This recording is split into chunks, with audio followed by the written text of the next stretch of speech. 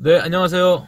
여러분들께 항상 투자에 도움이 되는 정보만을 엄선해서 전달드리고자 하는 브랜든 킴입니다.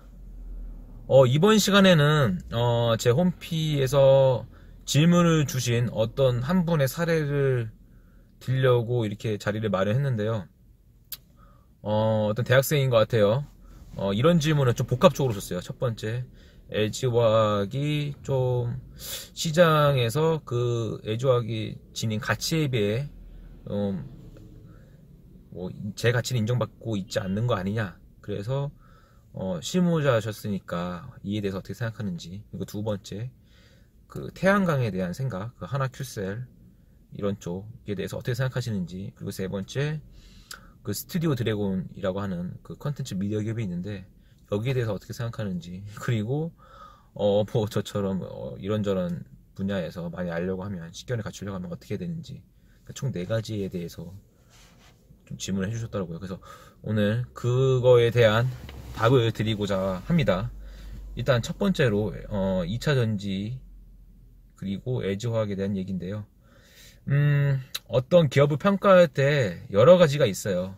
일단 그 기업이 갖춘 기술력, 제품 기술력, 그리고 그 기업이 소유하고 있는 어떤 R&D나 내부 인적 자원, 그리고 생산 캐파, 설비, 그리고 이런 기타 여러 가지 부분에 있어 그런 요소들이 이제 여러 가지 합쳐져서 그 회사를 평가하는 잣대가 되곤 하는데, 일단 시장에서 LG화학이 2차전지에 있어서는 최고라고 많이들 얘기를 하죠.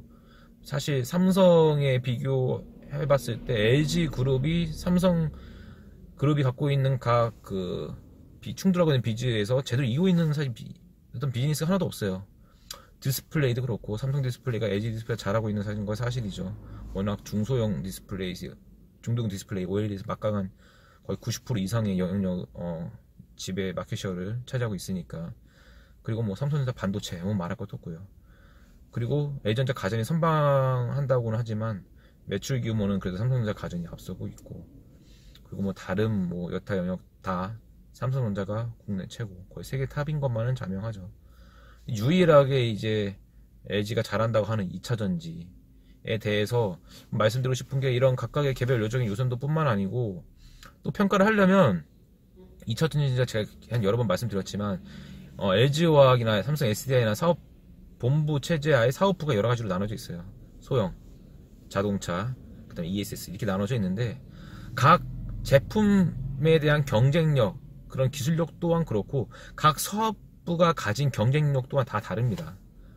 그렇기 때문에 이런 제품에 있어서는 또 LG화학이 앞서 있고, 저러한 부분에는 삼성 SDI가 앞서 있는 것도 사실이에요. 그리고 어떤 소형은 누가 잘하고 있고, 그와 다르게 ESS는 누가 잘하고 있고, 제가 ESS는 확실히 삼성 SDI가 잘하고 있다고 말씀을 드렸어요.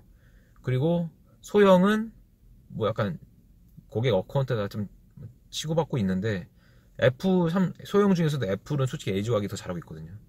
그러니까 각 사업부별로 강점을 가진 어카운트도 다르기 때문에 LG화학이 무조건 세계 최고다, 적어도 국내 1위다 라고 장담은 못해요. 제가 아무리 LG 출신이 하지만. 그래서 뭐 이러한 거를 딱 잘라서 얘기할 수는 없기에 제가 홈피를 통해서 조금씩 어플리케이션이나 사업부 현황이라든지 이런 거를 계속 업데이트 하려고 하니까 이런 거를 보시면 참고하시면 될 것 같아요. 그래서 어쨌든 결론은 딱 LG화학이 삼성 SDI보다 절대적 우위에 있다 를 장담할 수는 없다 라고 정리하는 게 맞을 것 같습니다.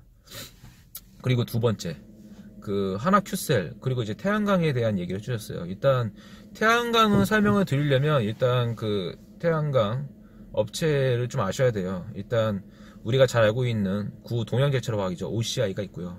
그 독일의 베커가 있고, 그 다음에 그 중국의 그 GLC가 있죠. 그거를 이제 빅3라고 해요, 태양광. 근데 요 빅3는 그 태양광의 원료인 태양광의 쌀이라고 하는 폴리실리콘을 만드는 회사예요. 폴리실리콘만을. 근데 이런 태양광의 그 스트럭처를 보면 최고 원재료 로우 머티리얼인 폴리실리콘이 있고, 그 다음에 인곳, 폴리실리콘, 인곳, 웨이퍼, 셀, 그리고 셀이 가지고 모듈, 이 일련의 과정을 태양광 비즈니스라고 하는데, DY 킴님이 언급해 주신 그 하나 큐셀 같은 경우에는 이러한 웨이퍼들을 종합을 해서 그 셀과 모듈을 만드는 회사입니다. 엄밀히 말하면 폴리시콘을 만드는 회사는 아니에요. 그런데 그거에 이제 모회사인 하나케미칼이 어쨌든 그런 폴리실리콘, 인거, 웨이퍼, 셀 모듈에 대한 수직 계열화를 완성을 한 상태이긴 하죠. 근데 뭐 올 초에 기사를 보면 그 하나케미칼이 그 웨이퍼 그 전체 태양광 비즈니스 중에서 웨이퍼 비즈를 포기했다는 기사가 뜨긴 했어요. 하나케미칼에서는 부인을 하긴 했는데 어쨌든 공장 같은 걸 다 정리했다고 하더라고요. 그 내용을 찾아보니까 지금 그 태양광 그 미국 사이트 그 반도체 거래 단가가 나와 있는 미국 사이트를 들어가 보시면 폴리실리콘 가격이 연일 바닥을 치고 있습니다. 여기가 더 저점인 줄 알았는데 계속 떨어지고 있어요. 그럼 어떻게 했어요? 큐셀로는 하나케미칼이 아니라 큐셀 입장에서는 폴리실리콘을 자기들이 직접 생산 기지를 갖춰서 생산 설비를 갖춰서 만드는 것보다는 사서 쓰는 게 더 원가에 유리하겠죠. 왜냐면 계속 폴리실리콘 가격 단가가 떨어지고 있는데 수직 계열화를 완성한들 그게 무슨 의미가 있겠습니까? 오히려 예를 들어서 뭐 하나 큐셀이 폴리실리콘을 직접 만들지 않고 뭐 OCI든 독일의 메커든 뭐 중국의 GCL이든 이런 데에서 사서 만들어서 자기 하나 큐셀이 더 강점이라고 하는 셀과 모듈을 만들어서 그걸 파는 게 자기들의 강점에 더 도움이 되는 방향이겠죠.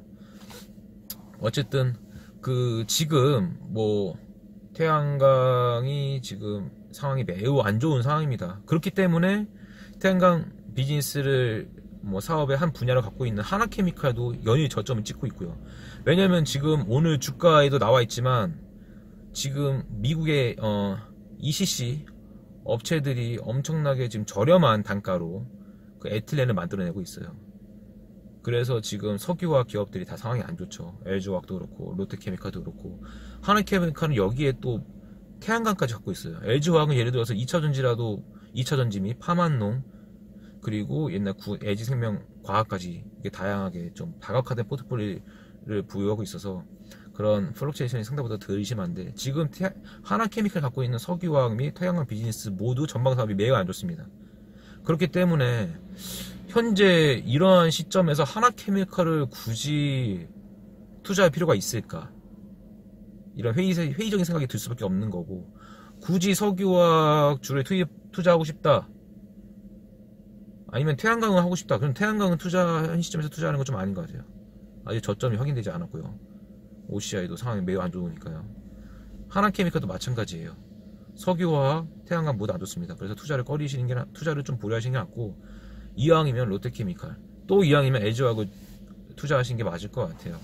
왜냐면 지금 롯데케미칼 오늘 또 제가 기사에 또 소개를 드렸지만 오늘 6% 이상 폭락을 하고 있어요.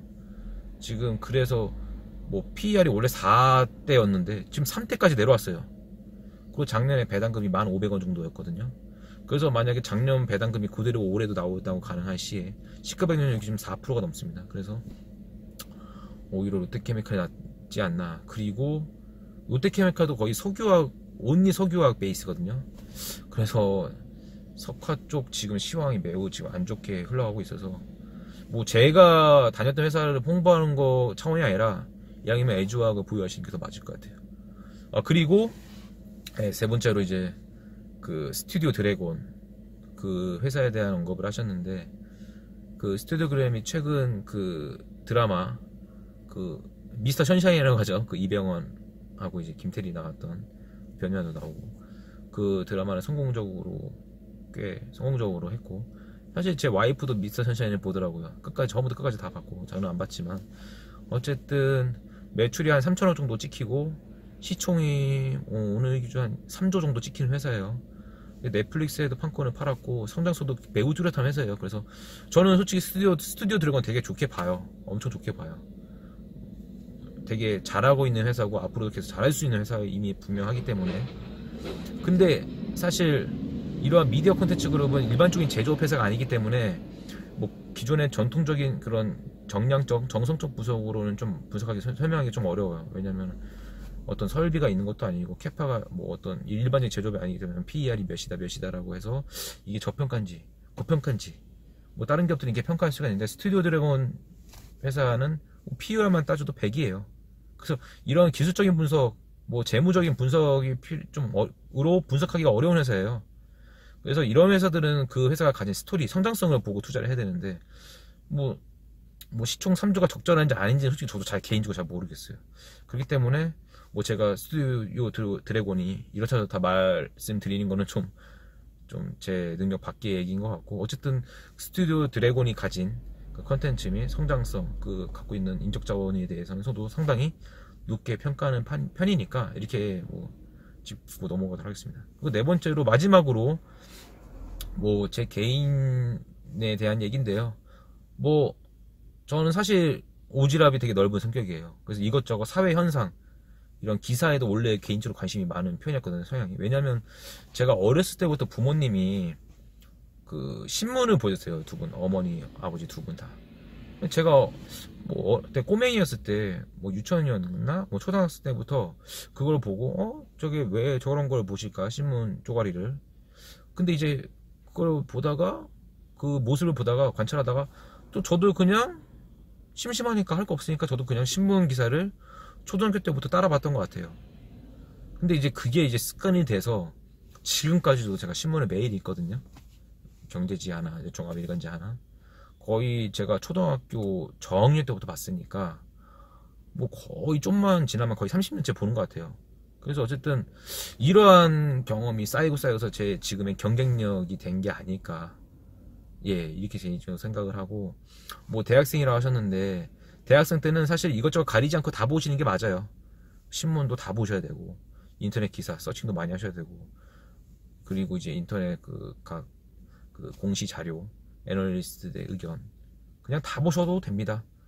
그렇게 다 보시면 언젠가는 결국 솔직히 인터넷상의 쓰레기 기사도 엄청 많거든요. 일간지도도 요새 뭐 진짜 뭐 질이 떨어지는 그런 저질 콘텐츠도 되게 많아요. 근데 그런 기사들을, 잡지를 다 많이 읽다 보면 그런 거를 자연스럽게 걸러낼 수 있는 능력이 자연스럽게 생깁니다. 그렇기 때문에 대학생이라고 하셨으니까 이것저것 다 읽어보셔라. 그러면 뼈가 되고 살이 되고, 그리고 그러한 쓰레기 기사들을 걸러낼 수 있는 분별력도 생긴다 라고 제가 말씀을 드리고 싶어요. 오늘은 여기까지 하고요. 다음 시간에 좀 더 유익하고 알찬 정보로 여러분들 앞에 찾아올 것을 약속드리겠습니다. 이상 브랜딩 킴이었습니다. 감사합니다.